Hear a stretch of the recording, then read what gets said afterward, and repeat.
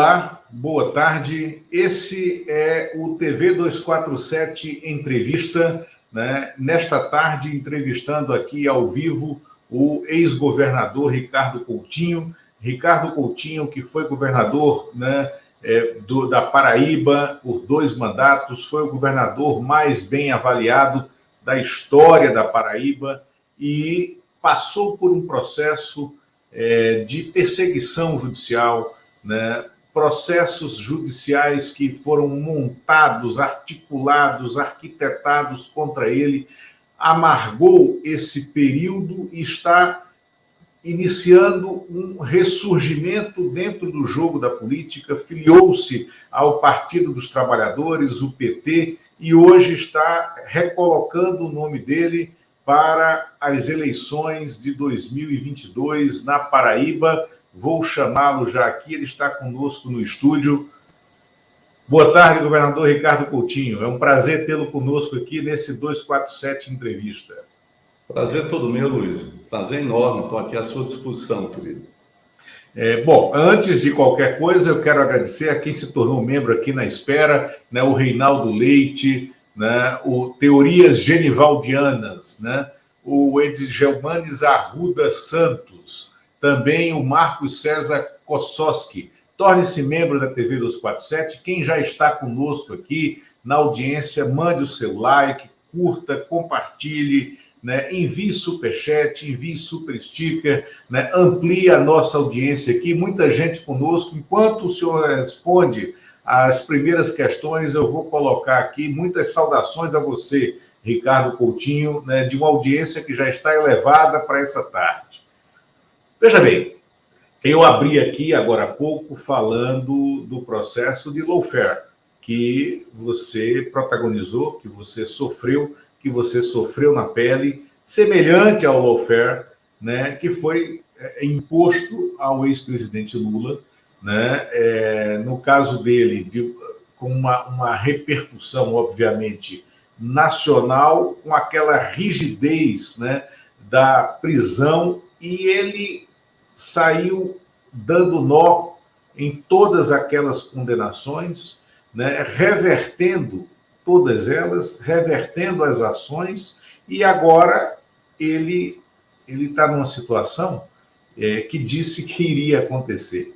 A do ex-juiz e ex-ministro Sérgio Moro, considerado suspeito, considerado um juiz não natural para o caso, considerado um juiz parcial no caso, e todas as condenações sendo revistas, muitas já foram revistas, e o Lula de volta à cena política. No seu caso, agora no fim de dezembro, houve mais uma violência judicial contra você. Você estava convidado para o jantar do Grupo Prerrogativas em São Paulo, né, um jantar que ocorreu num domingo à noite, no final de dezembro, e não pôde ir porque, de última hora, um juiz daí da Paraíba expediu uma decisão judicial totalmente irregular, totalmente improcedente, mas que impediu o seu embarque para São Paulo. Ricardo Coutinho, como tem sido esses dias de luta contra um poder judiciário que parece aparelhado para lutar contra a política? Olha, Luiz, você conhece a história da maioria dos estados do Nordeste e particularmente da Paraíba, né? A primeira experiência que a Paraíba vivenciou na política, fora das oligarquias, né, foi exatamente nas eleições de 2010, quando nós conseguimos vencer, né, e constituímos um primeiro governo dentro desse campo chamado democrático e popular. É claro que para você fazer com que, né, as principais áreas de atendimento às necessidades da população, você precisa inverter prioridades. Você não tem dinheiro para tudo, você tem que tirar de um canto para poder colocar em outro.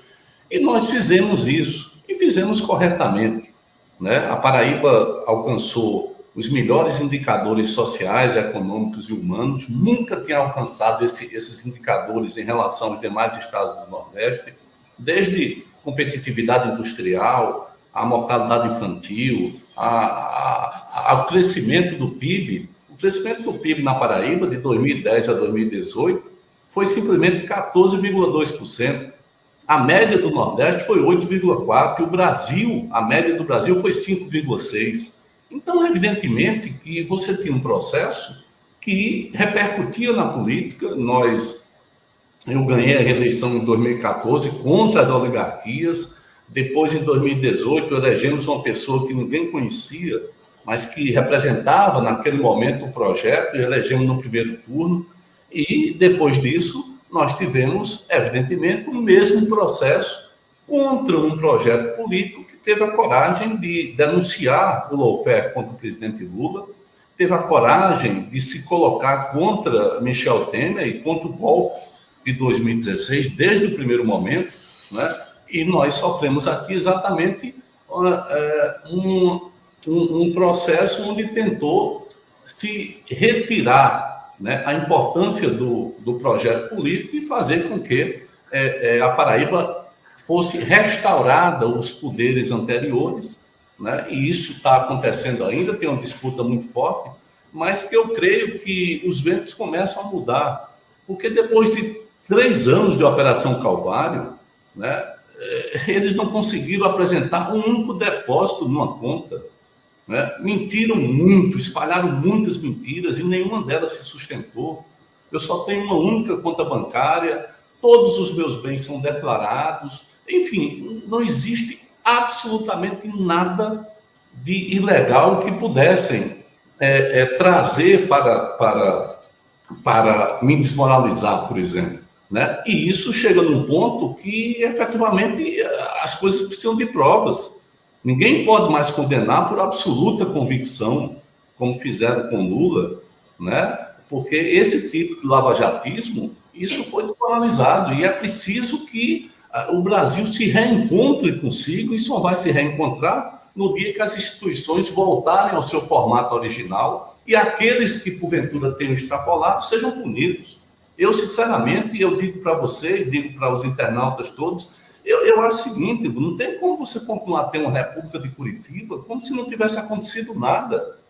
Eles rasgaram a Constituição, eles interferiram na economia, na política, por fora dos seus deveres, dos seus direitos funcionais. Eles têm que ser julgados, têm que ser punidos, né? Porque se não houver punição, quando a gente menos esperar, tá eles ou outros novamente fazendo a mesma coisa, né? Então, aqui existe uma disputa política, onde alguns membros do Ministério Público e do Judiciário atuam na política, tentando exatamente excluir um projeto político que mudou a Paraíba.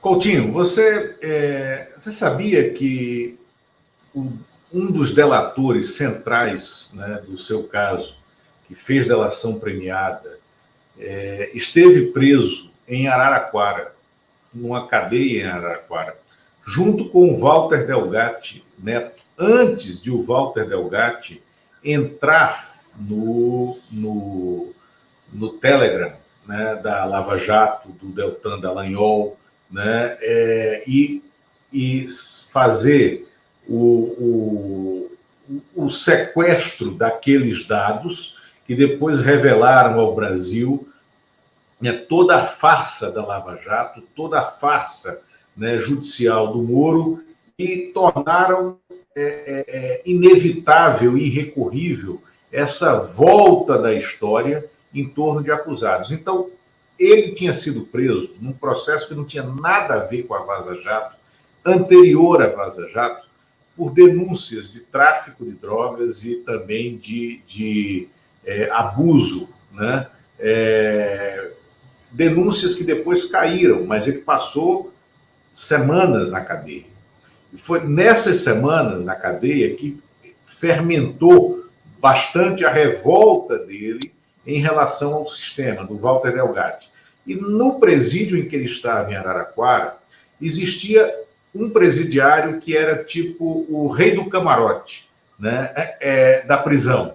Esse rei do camarote era justamente o delator que construiu as versões contra você. Não sei se você sabia disso. Eu não sabia dessa coisa.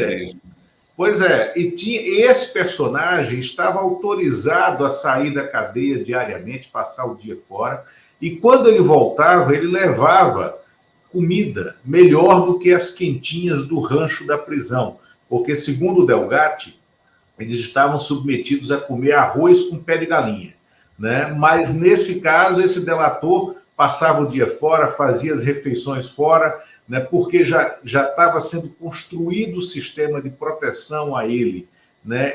Em razão das delações, e quando ele voltava, ele não dava de graça, ele vendia um jantar um pouco melhor para os colegas de cadeia. E ele tinha, então, esses privilégios dados pelo sistema judicial brasileiro, e ele estava lá no interior de São Paulo produzindo as delações contra você.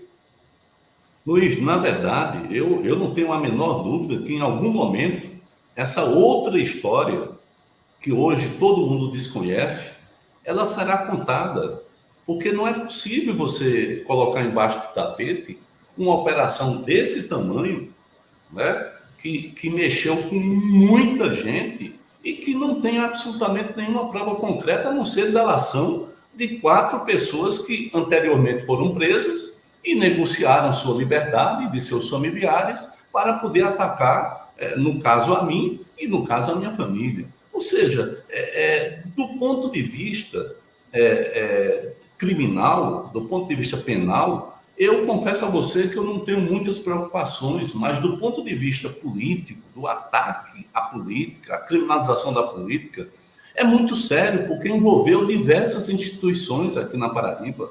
Envolveu o Tribunal de Contas do Estado contra esse mesmo projeto político, envolveu vara de família, né? Quer dizer, coisas que em 20 minutos se tirou uma guarda que eu tinha do meu filho sob o argumento exatamente da operação.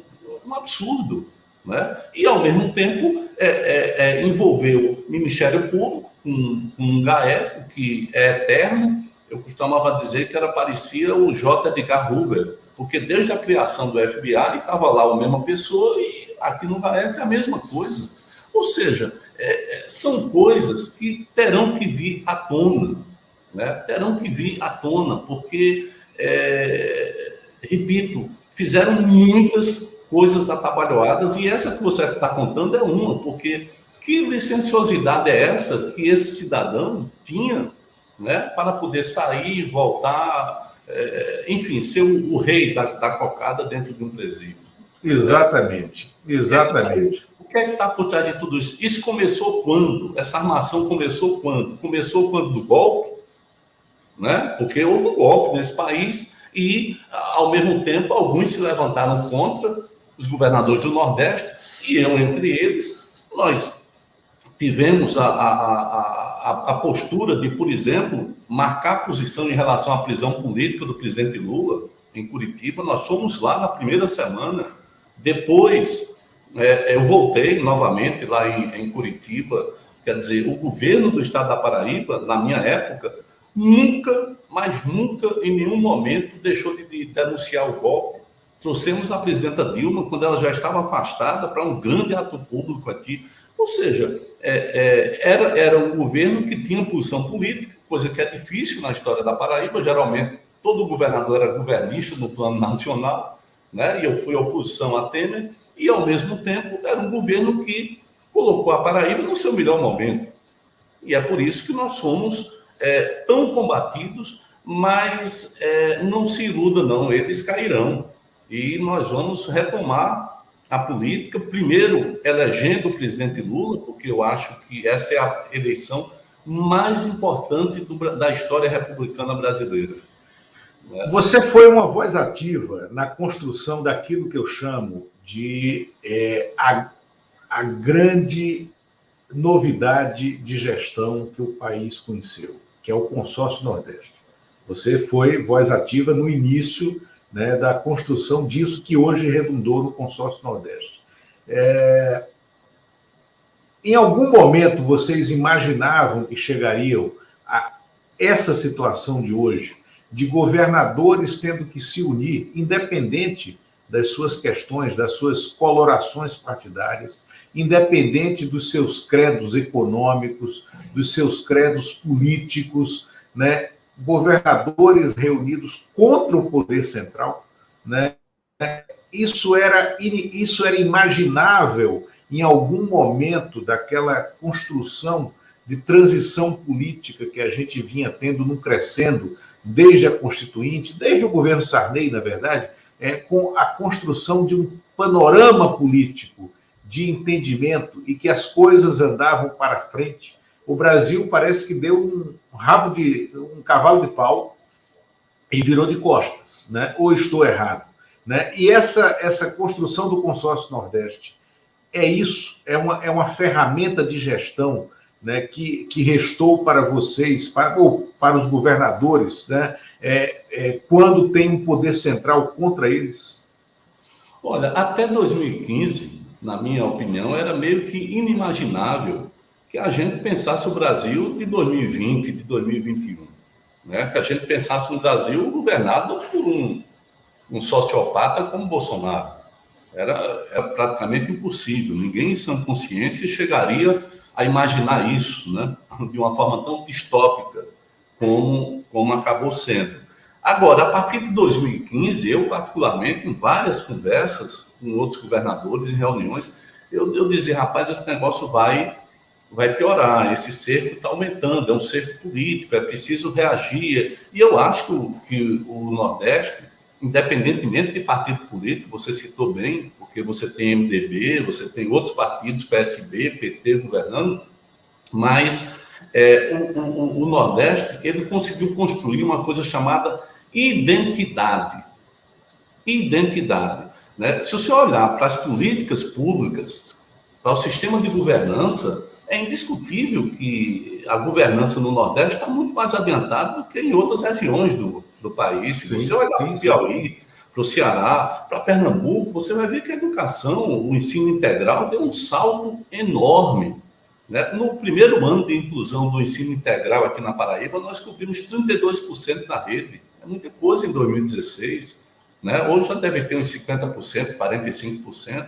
Já era para estar mais, mas, enfim. Mas, se você olhar para a articulação do sistema de saúde, né, os resultados aqui no Nordeste em relação ao país, o número de mortes em relação a 100 mil habitantes, a 1 milhão de habitantes, eles são menores dentro da pandemia do que outras regiões. Se você olhar outras políticas públicas, você tem respostas muito mais efetivas. E eu acho que o consórcio, de certa forma, coroou isso.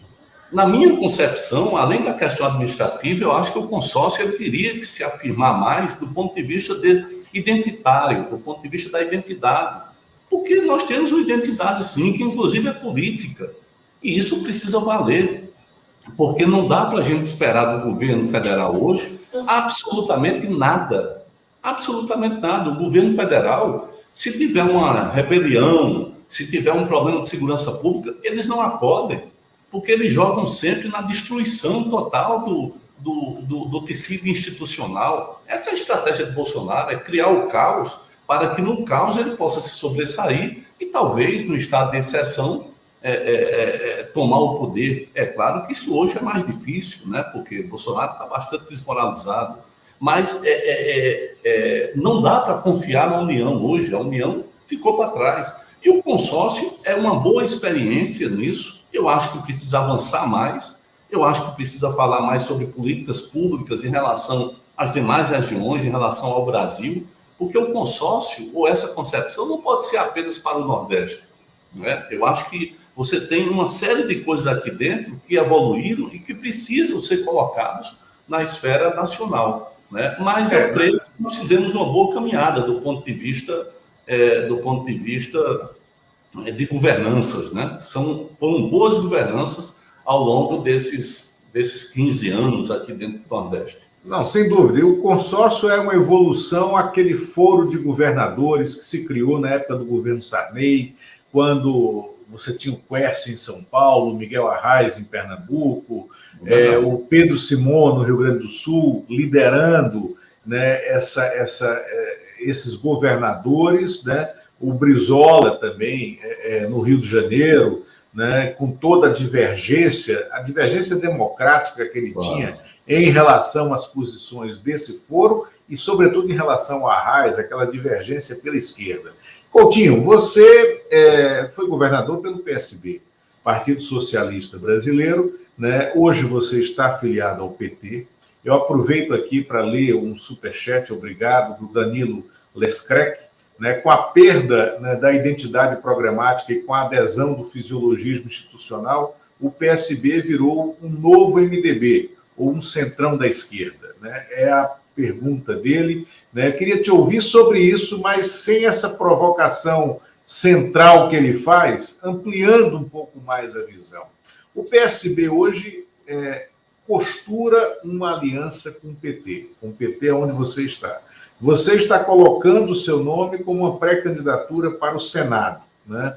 O ex-presidente Lula tem dito, né, de maneira clara e direta que é fundamental olhar para a eleição no Congresso, para a eleição do Congresso, porque na Câmara e no Senado ele precisará encontrar respaldo e apoio para começar com as reformas ou as contrarreformas dele, né, que ele quer propor ao país, né, para desmontar esse esboço de Estado ultraliberal que vem sendo construído desde o período do Michel Temer, mas que foi intensificado agora por essa gestão Bolsonaro-Guedes, né, o bolsoguedismo, e é fundamental ter, então, um Congresso, um Senado, uma Câmara, onde haja uma maioria consistente a favor de um novo governo de centro-esquerda.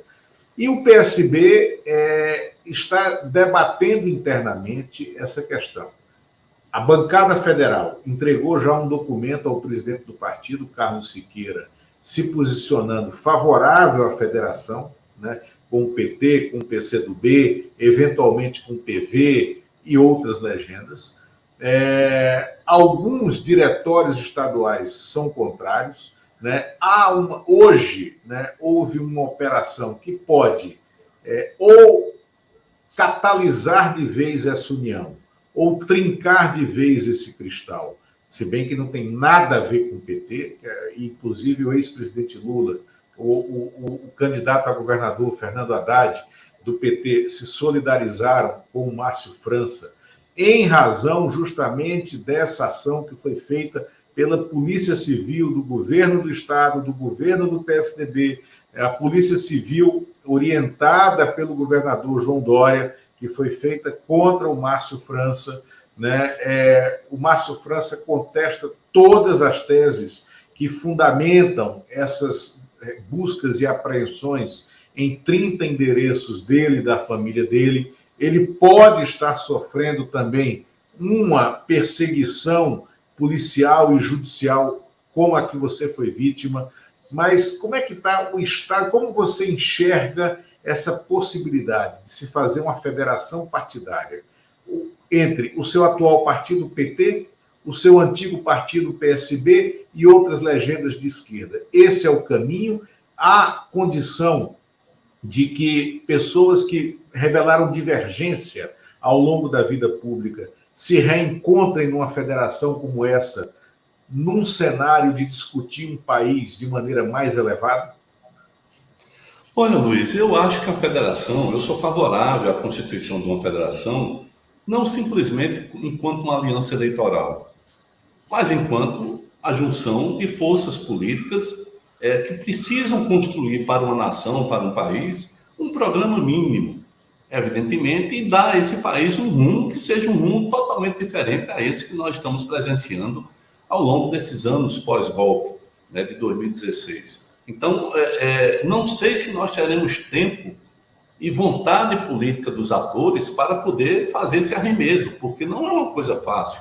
Nós temos que ter um programa mínimo, nós temos que ter responsabilidade de cada partido, né, em relação ao presente e ao futuro, porque no cenário de uma vitória do presidente Lula, por exemplo, e, consequentemente, o início de mudanças que terão que vir para o país, é claro que quem foi eleito dentro de uma federação dessa, ele vai ter que ter a responsabilidade prévia com a condução e com apoio às mudanças que esse governo vai ter que fazer. Então, além disso, Nós precisamos ver como é que vai se comportar essa federação em relação às responsabilidades com a formação de chapa, com a questão da bancada feminina que precisa concorrer, porque não pode cada partido entrar somente com um candidato e achar que essa responsabilidade cabe ao partido maior, que é o PT. Mas eu acho que diante do que nós estamos vivendo, diante das coisas mais absurdas que aconteceram e que vão acontecer nesse país ainda, sob o governo Bolsonaro, é fundamental que a gente tenha, os partidos tenham, o despreendimento e a responsabilidade necessárias para olhar para o Brasil. Então, você subjugar o interesse no Estado A, B ou C ao interesse nacional, ou melhor, subjugar o interesse nacional ao interesse de um Estado A, B ou C, não é o correto. Né? Então, eu, particularmente, torço para que os partidos formem essa frente ampla, com resultados presentes e futuros, mas, ao mesmo tempo, é preciso chamar a atenção, porque a roda grande não pode rodar dentro da roda pequena. Né? Não dá para você olhar para São Paulo e achar que Fernando Haddad não será o candidato a governador. Não tem sentido isso. Né? Fernando Haddad é o melhor quadro que o campo progressista tem para ganhar as eleições em São Paulo. Isso é indiscutível, porque tem arrancada, tem longevidade e tem uma estrutura partidária que é importante, que é muito importante dentro de São Paulo, além de ser um grande gestor. Né? Então, é fundamental isso. Né? Tem problemas em Pernambuco, é possível resolvê-los. Agora, não dá, penso eu, sinceramente, para estar num dia forçando a barra, impondo 70% do PIB eleitoral, que o PT apoie um partido que naturalmente é menor, isso não tem nenhum demérito nisso, mas em 70% do PIB eleitoral, quando o próprio PT tem em alguns estados candidaturas muito mais competitivas. Então, eu acho que é preciso olhar para o Brasil e não pode ficar fazendo uma guerra, uma disputa em torno de coisas menores. É claro que cada partido tem o seu interesse, mas nesse momento, em função de tudo isso que nós estamos vivendo, é fundamental olhar para o Brasil, olhar para o nosso povo e dar ao nosso povo a chance de poder se recuperar, sair dessa loucura que nos envolveram dentro da política, dentro da institucionalidade, né? E construir algo que nós vamos ter que recuperar o que perdemos e, ao mesmo tempo, colocar muito mais coisas, porque é essa a conjuntura que nos espera. Não é? Então, eu acho que se essa federação sai, ela é bem-vinda, mas é preciso que cada partido tenha as suas responsabilidades nítidas nela. Não pode só olhar para uma federação como se fosse uma coligação eleitoral para salvar alguns mandatos e ficar por isso mesmo. Nós temos que olhar para frente e é preciso, penso eu, repito mais uma vez, ter o despreendimento. Né? Talvez o PSB hoje precisasse de uma liderança tipo Eduardo Campos, uma liderança que tivesse estatura suficiente para poder conduzir essas negociações e afirmar o bem comum acima do bem específico de cada partido. Veja bem, você fez política no PSB, foi governador no PSB, conviveu muito com o Eduardo Campos, a quem eu conheci também como amigo de adolescência. Ele era um pouco mais velho, mas convivemos desde a adolescência. Ele tinha um tipo de liderança diferente da que o partido está submetido hoje. Era uma liderança que buscava a construção de consensos. Hoje, o PSB está colocado sob o comando de um personagem sem juízo de valor, apenas a descrição do personagem Carlos Siqueira, mas que é um personagem da burocracia partidária e que nunca se submeteu ao voto, né? Que nunca esteve sob o crivo eleitoral. Você o conheceu muito bem também, porque o Carlos Siqueira, durante a gestão, durante o período em que o Arraes, em que o Roberto Amaral, em que o Eduardo Campos presidiram o PSB, o Carlos Siqueira era justamente esse burocrata partidário. Você acha que o problema dessa negociação PT-PSB reside muito nesse personagem, Carlos Siqueira, que é o presidente do PSB nacional? Olha, eu penso, né, com todo o respeito que eu possa ter aos que divergem de mim, né, mas eu penso que existe uma sucessão de coisas que aconteceram ao longo desses anos. Por exemplo, na minha opinião, e eu disse isso na época, foi um erro apoiar Aécio Neves. Tanto é que eu não fui nem na reunião, mandei um recado e disse, comigo não tem conversa, amigo. Eu vou apoiar a reeleição da presidenta Dilma. Inclusive, ela fez aqui em João Pessoa o primeiro comício do segundo turno, foi exatamente em João Pessoa, porque eu não fui nem na reunião, porque ele disse que não apoiaria jamais Aécio Neves e iria continuar no projeto que estava avançando dentro desse país, com seus problemas, com os boicotes das elites, mas estava avançando. Né? Depois nós tivemos um impeachment, né? um partido desse campo, do campo que se pretenda, do campo popular, da esquerda, um partido jamais poderia ter tantas partes votando a favor do impeachment. Não é possível. Aquilo lá era uma palhaçada que se colocou abertamente desde o início e que eu fiz questão de alertar também. Né?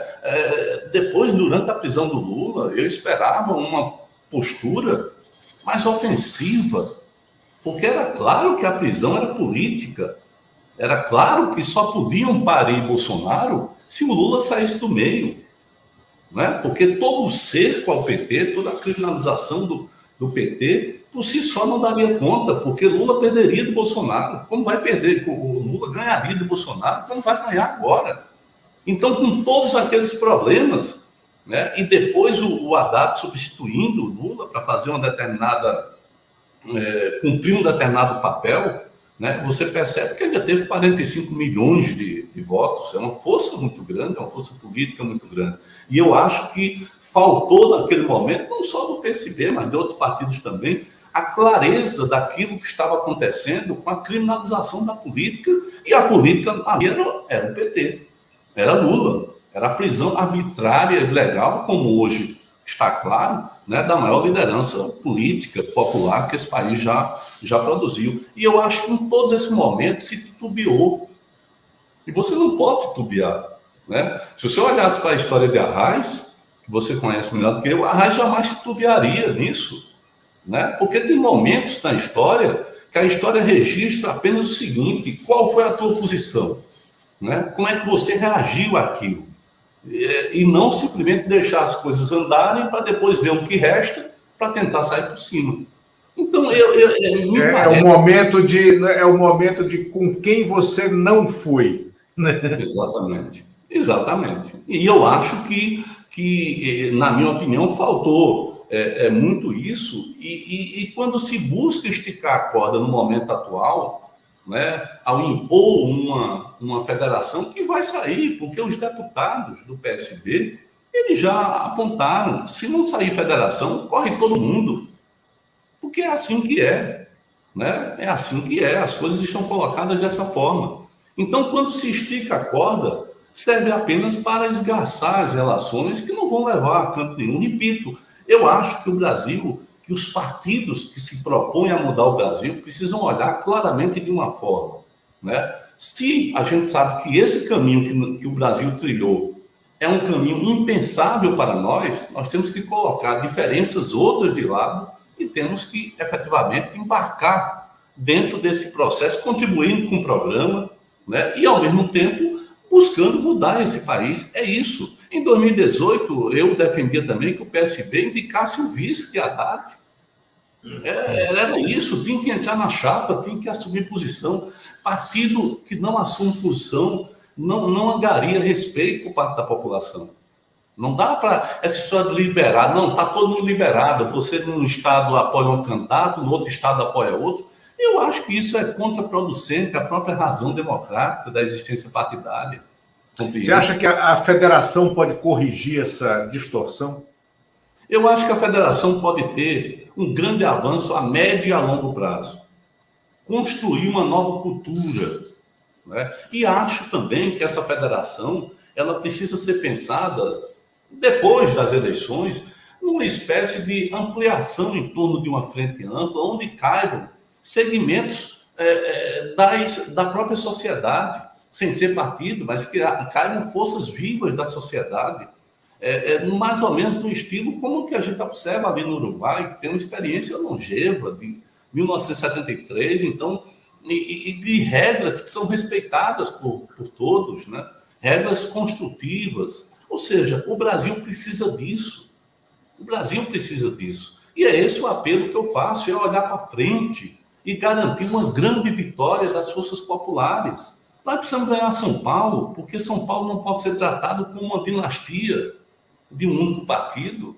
São Paulo é importante para o Brasil e São Paulo vem perdendo importância ao longo de todos esses anos, importância econômica, uma série de coisas. Mas São Paulo pode dar um outro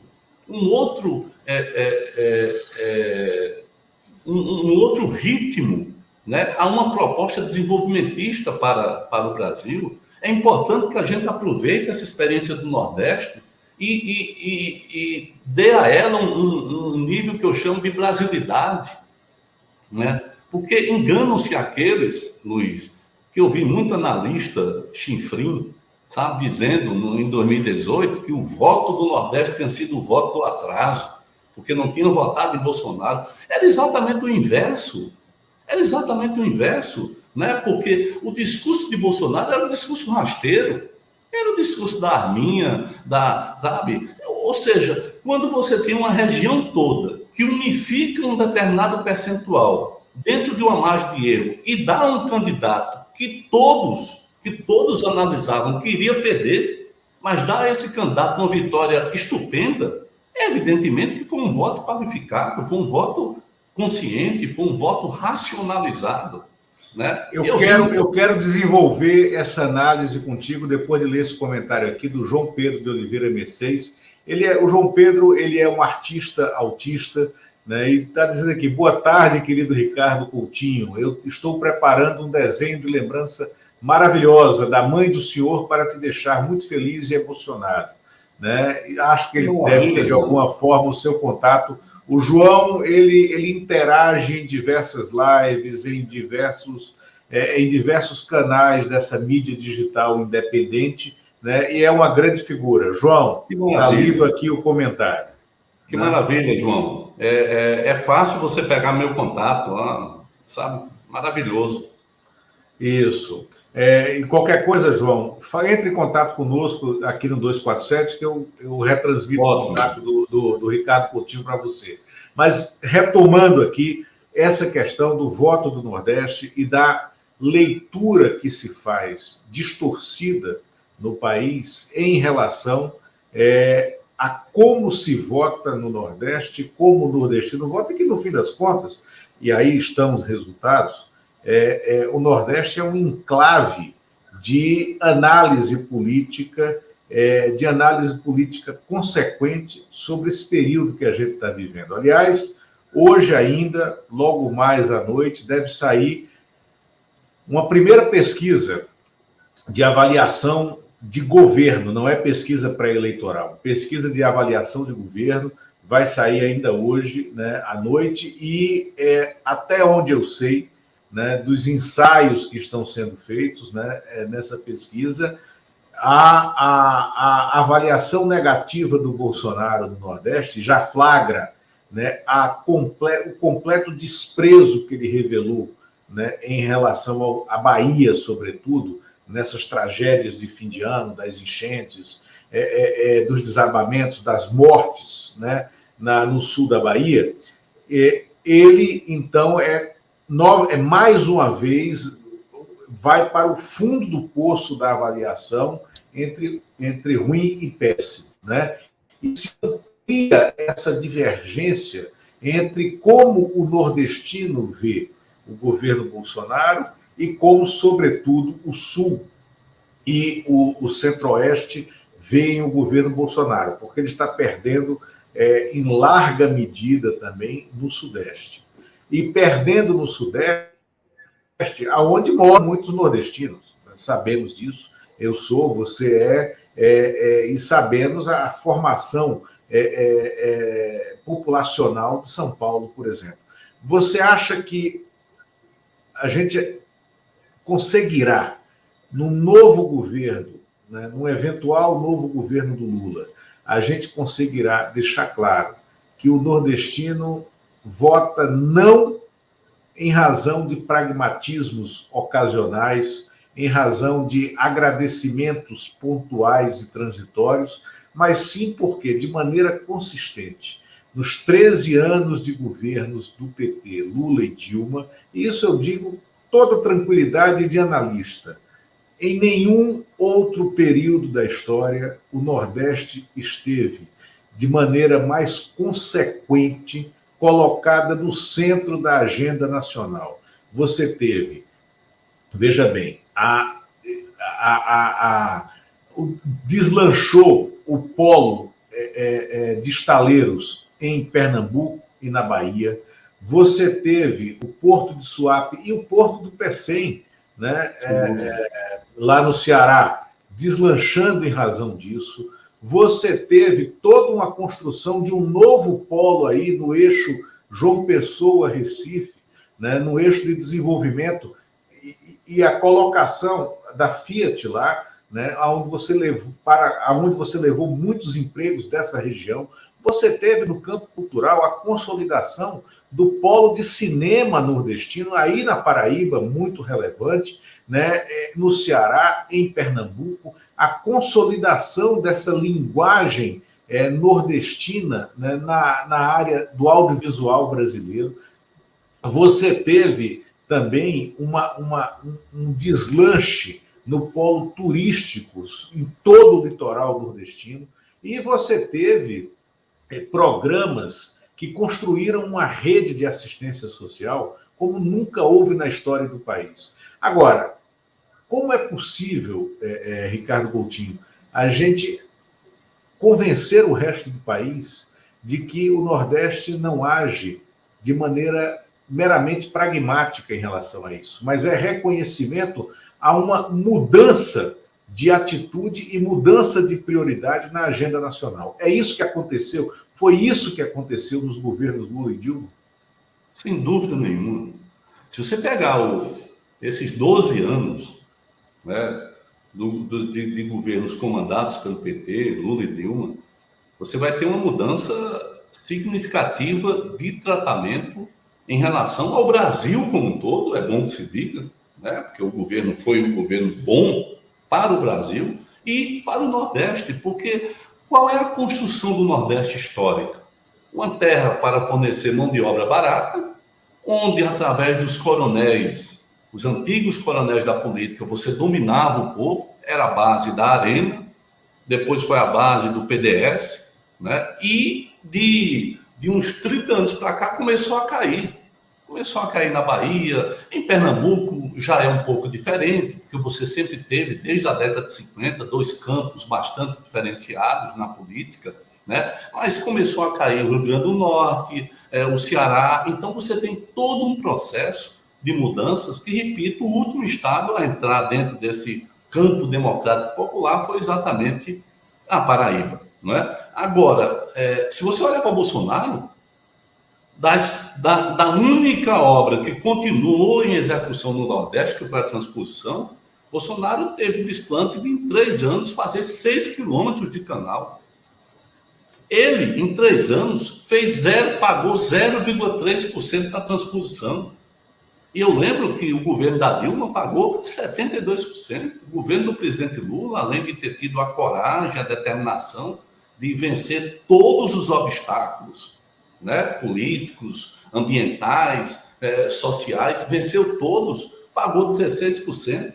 E o governo Temer entrou ali com uns 11% e tal, mas Bolsonaro, nesse Brasil, né, bolsonarista, entrou com 0,3% e ainda achou que podia vir à Paraíba fazer festa para inaugurar 6 quilômetros de canal. Ou seja, o Nordeste parou como o Brasil parou. Não é à toa que você, com a ausência do Estado indutor do desenvolvimento, que é preciso retomar numa perspectiva do governo do presidente Lula, é preciso retomar essa expectativa, mas você percebe que o Estado saiu em nome de uma política fracassada comandada pela Emenda Constitucional 95 e que é preciso ser tratada de frente. O Brasil não tem como sobreviver, né, guardando dinheiro para pagar juros de dívida, retirando o Estado brasileiro da iniciativa de desenvolvimento, com grandes obras estruturantes que se fazem necessárias dentro do nosso país. Então, o Nordeste responde a isso exatamente de uma forma de quem percebeu uma mudança total entre os governos da presidente Lula e da presidenta Dilma, né, e os demais governos, onde nós éramos tratados simplesmente como força de reserva. E essa mudança ela é fundamental, porque culturalmente o Brasil é mais forte culturalmente que o Nordeste. Se o senhor olhar para a literatura e tirar uma Raquel de Queiroz, tirar um Ariano Suassuna, tirar um Zé Lins do Rego, e se você for tirando na música, nas artes plásticas, no cinema... Zé Américo, Ariano, João Cabral... Você vai ver que se você tirar o Nordeste culturalmente, o Brasil vai ficar muito vazio. Essa é a verdade, né? Então, compreender isso significa dizer que nós não queremos, em absoluto, propugnar por regiões separadas. Nós queremos um país todo irmanado para fazer com que o povo viva melhor, que nós recuperemos a soberania, que a gente possa olhar para o Brasil e dividir as expectativas de crescimento e desenvolvimento por todo o nosso território. Ô, Ricardo, aqui a Cláudia Soares lembra, Graciliano Ramos, é que a gente não desceu, a gente não foi abaixo, né? Sem dúvida, Graciliano Ramos, e quem me conhece sabe da minha veneração ao texto do Graciliano Ramos, né? Mas, Coutinho, quero falar um pouco de Paraíba agora, o nosso tempo está chegando ao fim, e quem nos assiste, quem está aqui na TV 247, permaneça, curtam, compartilhem, deem os seus likes, que é importante, e permaneçam, porque na sequência o Leonardo Atushi vem aí entrevistando o cientista Miguel Nicoleles, entrevistas sempre maravilhosas, e fundamental ouvir o Nicoleles agora, nesse momento em que a gente, de maneira incontestável, está entrando numa terceira onda, né? Do Covid, incontestável, uma onda que se mistura com uma onda, né, de epidemia, né, pelo vírus influenza. Mas, Coutinho, eu quero falar da Paraíba. Como é que está nesse cenário, né, o Estado da Paraíba, o governo do Estado da Paraíba, a relação política entre vocês aí na Paraíba? Nesse período, teve a morte de um personagem que perpassou, né, pelo menos os últimos 25 anos da história, 25, 30 anos da história política da Paraíba, que foi o Zé Maranhão, que morreu de Covid, né? Ele sai de cena. O ex-governador Cássio Cunha Lima, que polarizou com você, também perdeu completamente a força no cenário político local, né? Como é que está a cena política paraibana e como você se insere nessa candidatura ao Senado? Olha, Luiz, eu acho que em função da utilização, da criminalização da política, existe um processo meio que de restauração da antiga política. João Pessoa hoje é governada por quem governou em 2004. E na verdade, aquela em 2020 foi uma escolha onde se buscou preparar quem podia disputar com Cícero Lucena, para que ele pudesse derrotar, porque o outro era praticamente impossível de se votar, né? Então, você tem um processo de restauração e, ao mesmo tempo, você tem a resistência, né? E eu acho que nessas eleições, a vitória das forças populares vai se dar com uma vitória expressiva de Lula, né, dentro do Brasil, do Nordeste, particularmente na Paraíba, e eu particularmente terei um prazer muito grande de fazer essa disputa para o Senado, porque eu vou disputar com 2 bolsonaristas. Eu vou disputar com quem apoiou Bolsonaro na reforma trabalhista, na reforma previdenciária. Eu vou disputar contra aqueles que foram cúmplices de tanto mal que o Bolsonaro fez a esse país, ao nosso povo. E é preciso que isso seja dito, isso não é nada pessoal, mas isso é política. É preciso separar as coisas. O Brasil está desse jeito porque houve a ação de forças políticas que levaram o país a essa bancarrota, né? E é preciso recuperar tudo isso, dando no Congresso, né, suporte para as mudanças futuras, repito, que esse país vai ter que fazer. O país não pode continuar da mesma forma, né? E eu me proponho a isso. Acho que o PT amplia a sua bancada federal nessas eleições aqui na Paraíba, e acho também que nós vamos recuperar o governo do Estado. Nós ainda não fechamos uma aliança, né, mas o PT estará dentro de uma aliança no campo da oposição ao atual governo, porque o atual governo preferiu a traição, preferiu a velha política, preferiu se aliar com Cícero Lucena, com Aguinaldo Ribeiro, com essa turma aí, e preferiu modificar completamente a política que estava em curso. Perdeu o bonde da história, perdeu o prumo, né? E acho que nós vamos ter uma grande oportunidade de numa eleição nacionalizada, né, trazer o Estado para esses ventos que estão soprando e que, se Deus quiser, haverão de varrer o nosso país, né? Então, veja bem, aí você tem personagens como o Aguinaldo Ribeiro e o Efraim Filho, que têm sido molas mestras para esse desmonte do Estado que vem sendo feito pelo governo Bolsonaro dentro do Congresso, dentro da Câmara dos Deputados. Eles são fundamentais na articulação de poder do Arthur Lira, do desmonte, né, da área trabalhista, da rede de proteção social que o Brasil tinha, do desmonte da rede de proteção que era representada pela carteira de trabalho. A carteira de trabalho era um documento. Hoje ela é um papel na gaveta, é um pedaço de papel na gaveta. E isso muito em função das articulações e dos votos de gente como Efraim Filho, o Aguinaldo Ribeiro, por exemplo, né? E tem também o Marcelo Queiroga, o ministro médico e que quer entrar na política aí pelas portas da Paraíba, né? E que se revela um médico que nega a ciência, um médico que nega a vacina, um médico que se contrapõe à proteção das crianças, né? Será difícil demais estabelecer uma luta política contra eles, Coutinho? Ou esse embate está desenhado e você vai ficar nos valores históricos da esquerda brasileira? Eu acho que esse embate está desenhado, né? Eu acho que na hora que as pessoas começarem a definir os seus votos, elas vão pesar. Ninguém pode se esconder, né? Eu não me escondo. Cada coisa que eu fiz durante a minha caminhada na política, desde o movimento estudantil, eu tenho, não só por obrigação, mas eu tenho honra de colocar ali aberto. Da mesma forma, eles vão ter que dizer por que eles apoiaram, por exemplo, a reforma previdenciária. Porque as pessoas ainda não perceberam que acabou a aposentadoria no Brasil. Quem da iniciativa privada pensa em chegar aos 65 anos tendo contribuído 40 anos? Quem?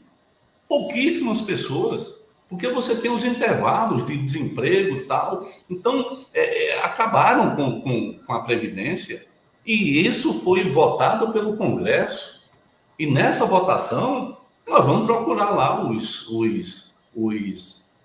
quem votou, e você vai encontrar o nome desse povo que hoje vai tentar colocar uma outra máscara, dizer que se preocupa com a população, mas que, na verdade, eu acho que é um bom embate, porque é um embate esclarecedor. São duas propostas completamente diferenciadas. Aquilo que nós representamos, repito, capitaneados pela liderança do presidente Lula, né, esse modelo de país, esse projeto de país que nós queremos, e a outra proposta, que é exatamente o bolsonarismo, né? Mesmo sem Bolsonaro, mas é o bolsonarismo, porque o Bolsonaro pode ser descartado, ou já está sendo descartado de uma hora para outra. No Nordeste, essa turma que construiu o Bolsonaro, essa turma hoje não chega em canto nenhum dizendo que defende Bolsonaro.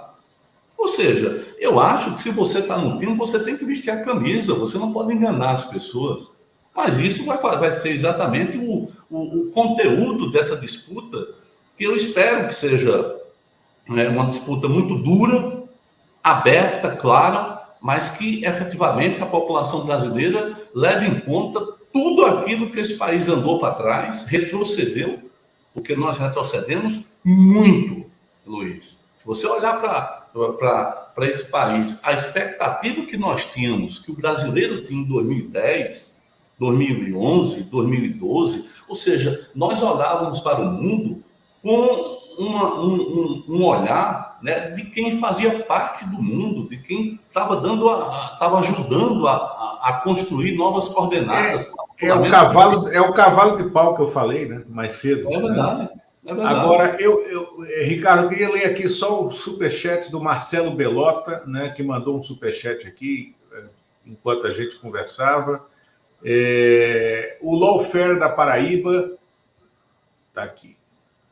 O Lawfare da Paraíba tem tido êxito contra ti. Fizeste excelente gestão do CISPEM Paraíba, mas não tens o eleitorado composto por policiais penais e familiares de peso. Como conquistar esse eleitor, né, para Ricardo? Né? E também o superchat que te saúda aqui, da Sônia Montenegro. Bem-vindo, Ricardo Coutinho, ao PT da Paraíba. Né? Mas então é isso. Respondendo rapidamente, que já está na nossa hora, tenho que encerrar aqui para iniciar a entrevista do Leonardo Atushi com o Miguel Nicoleles. O sistema policial na Paraíba, né, ele, apesar de tudo que você fez a favor do sistema policial paraibano, não vota hoje com você. Por quê e como mudar isso? Olha só, se você perguntar a qualquer policial qual foi o governo que deu dignidade às polícias, é simples, todos vão dizer que foi o nosso governo. Né? Eu, quando assumi, o policial usava um revólver 38, com 2 balas dentro, isso era comum para todo mundo. Né? O praça, ele comia pé de galinha e asa de galinha, enquanto que o oficial tinha uma outra alimentação dentro do mesmo quartel, e eu acabei com isso, dei uma alimentação de valor igual para todo mundo. Né? Renovei toda a frota, passamos a pagar prêmios por apreensão de armas. Fomos o único estado no Brasil, o único, que reduzimos 8 anos consecutivos na década passada, 2011 a 2020, 8 anos consecutivos. Agora que o atual governador perdeu a mão de vez, 2020 cresceu 20% homicídios, 2021 deve ter crescido em torno de 15%. Ou seja, se perdeu, né, a lógica da política pública que nós implantamos. E nós estabelecemos um processo de dignidade. A remuneração dos oficiais da ativa cresceu 125% em 8 anos para uma inflação de 53%. Então, evidentemente que eu conto exatamente com esse olhar. É claro que você, e nem eu quero agradar todo mundo.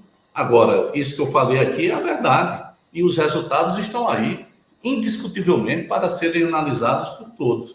Né? E, ao mesmo tempo, eu acho que todo mundo, viu, Luiz? Eu acho que todo mundo está meio cansado da mesmice de quem não ousa. A política é um instrumento para se ousar, para se ir adiante. Né? Não dá para você ficar na mesma, naquela coisa, eu estou aqui no bem bom, deixa eu ficar aqui me agarrado. Eu nunca fui dessa forma. Então, eu sempre tentei extrair o máximo que eu podia em função dos avanços que a população podia ter. Né? E faria isso novamente sem nenhum problema. E quanto ao PT, foi um reencontro. Né? Na verdade, nós nunca tivemos fora do mesmo campo. Né? Eu tinha um papel dentro do PSB que era resguardar ou lutar para que o partido estivesse dentro do campo da esquerda, da centro-esquerda, até o momento que eu percebi que as eleições desse ano são tão importantes que a gente não dava para ficar esperando o mês de junho para, olhe lá, apoiar a candidatura Lula. Né? Eu quis construir a candidatura, e por isso que eu me reencontrei com o PT e estou muito bem, eu acho que eu fui muito bem recebido por tantos companheiros e estou com uma sede enorme de ver o PT, como o maior partido da Paraíba, governando a Paraíba e elegendo de senador a uma bancada de deputados federais. Maravilha. Ricardo Coutinho, PT da Paraíba, muito obrigado pela entrevista. Siga usando por aí, para usar suas palavras, siga usando, né? E um bom ano para você. Foi um prazer tê-lo conosco aqui. Tapete vermelho para você aqui no Brasil 247, na TV 247. Abraço grande, Luiz. Forte abraço a você Um grande abraço. Milhares de internautas. Obrigado, um grande abraço. E quem seguiu até aqui, daqui a pouco já entra no ar, né, o Miguel Nicolelli sendo entrevistado pelo Leonardo Atushi aqui na TV 247. Obrigado, até logo. Vou encerrar.